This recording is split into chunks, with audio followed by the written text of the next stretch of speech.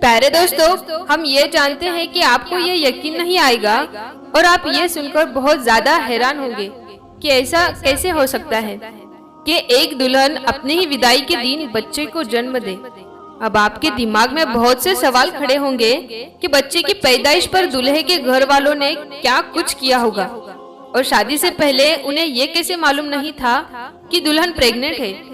यह अजीबोगरीब और अनोखा किस्सा कहाँ, कब और क्यों हुआ है और फिर दुल्हन के साथ क्या मामला हुआ, दुल्हन के घर वालों को क्या कहना था और इस शादी में आए खानदान के लोगों का क्या कहना था। आज की इस वीडियो में इन तमाम चीजों के बारे में आपको डिटेल के साथ बताएंगे। लिहाजा आपसे गुजारिश है कि आप इस वीडियो को लाइक करें या ना करें, आप पर इस वीडियो को आखिर तक जरूर देखिएगा। प्यारे दोस्तों, ये अनोखी शादी का वाकया इंडोनेशिया के शहर जकार्ता में पेश आया। ये कहानी अरशद और आयशा की है, पर दोस्तों यहाँ पर नाम बदल दिए हैं। आयशा और अरशद आपस में दोनों अपने ही खानदान से थे, यानी चचेरे भाई बहन थे। दोनों के घर एक ही गली में मौजूद थे, या यूं कहिए एक ही जगह पर मौजूद थे। अरशद के बाप ने बचपन में ही आयशा के साथ उसका रिश्ता तय कर दिया था, लेकिन दोनों खानदानों ने ये बात भी तय पाई थी इन दोनों की पढ़ाई खत्म होते ही इन दोनों की शादी कर दी जाएगी। अब दोनों बच्चे बचपन से ही ये जानते थे कि हमारा रिश्ता हो चुका है और हमारी पढ़ाई खत्म होते ही हमारी शादी कर दी जाएगी। इसीलिए दोनों में बचपन से ही बहुत ज्यादा मोहब्बत थी।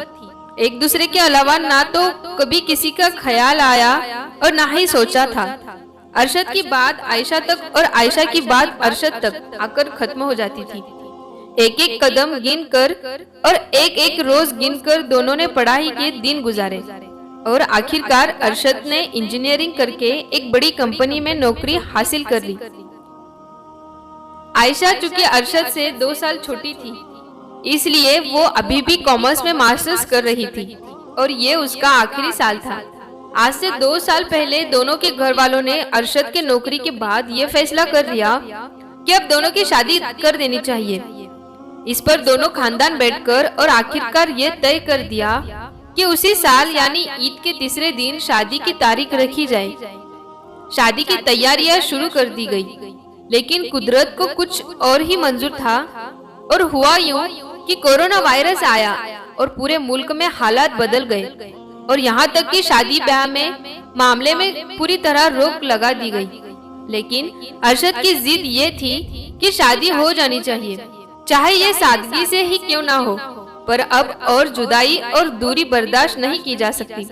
दोनों भाई ये चाहते थे क्योंकि ये उनकी पहली औलाद की शादी है और फिर दोनों भाइयों के बच्चों की आपस में शादी है और ये रिश्ता और भी ज्यादा मजबूत हो जाएगा।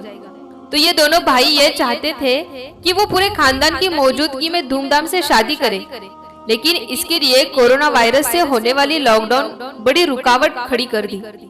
दोनों भाई बैठे बहस हुई, बातचीत हुई और आखिरकार बात यहाँ आकर रुक गई और तय की हुई तारीख पर निकाह कर दिया जाए और जैसे ही हालात अच्छे हो इसके बाद विदाई कर दी जाएगी।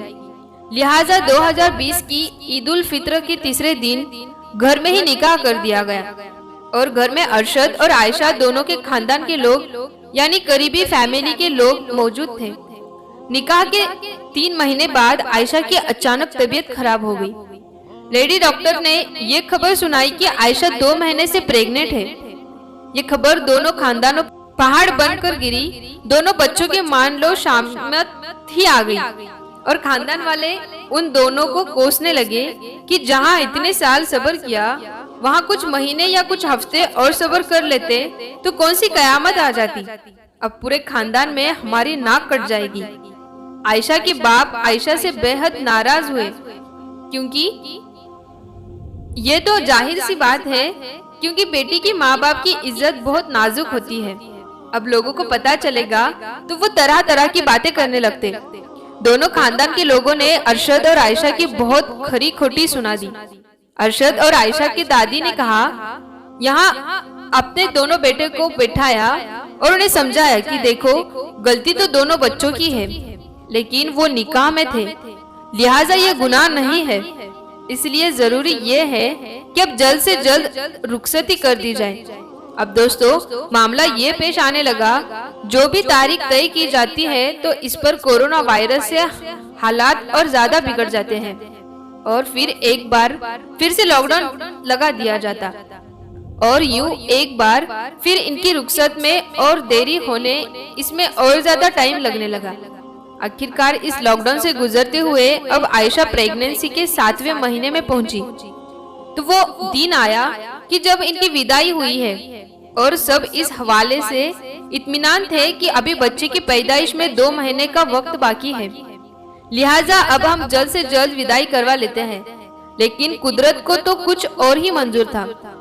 ठीक विदाई के वक्त जब आयशा अरशद के साथ गाड़ी में बैठने वाली ही थी तो आयशा की तबीयत बिगड़ने लगी है और फिर पूरे खानदान के सामने ये राज खुल गया जिसको आयशा और अरशद के खानदान के लोग, उनके घर वाले अभी फिलहाल नहीं बताने वाले थे। आयशा को दर्द शुरू हुआ और उसकी हालत गंभीर होने लगी। आयशा दर्द से चीखें मारने लगी। आयशा को दुल्हन के कपड़े में ही तुरंत हॉस्पिटल शिफ्ट कर दिया गया और वो गाड़ी में ही जिसमें बैठकर उसको अरशद के घर जाना था, अब ऐसा उसी गाड़ी में बैठकर हॉस्पिटल की तरफ चल पड़ी थी। आयशा को दुल्हन के कपड़ों में जब लेडी डॉक्टर ने देखा तो वो भी हैरान रह गई। ये पहली दुल्हन होगी जो अपने शादी के दिन और अपनी दुल्हन के जोड़े में अपने बच्चे को जन्म देने वाली थी। बच्चे की जान को चूंकि खतरा था, लिहाजा तुरंत ही ऑपरेशन किया गया और अरशद और आयशा ठीक शादी के दिन जब वो मियाँ बीवी बन रहे थे तो उसी दिन एक लड़के के माँ बाप बन गए और ये बेहद खुशी का मौका था। लेकिन दूसरी तरफ इस पर दोनों तरफ के खानदान के लोगों को इंतहाई शर्मिंदगी का सामना भी करना पड़ गया। मेरे दोस्तों, बच्चा यूं कि 7वें महीने में पैदा हुआ, लिहाजा उसकी सेहत इतनी ज्यादा अच्छी नहीं थी, इसलिए उसे कुछ दिन देखभाल के लिए हॉस्पिटल में ही रखा गया।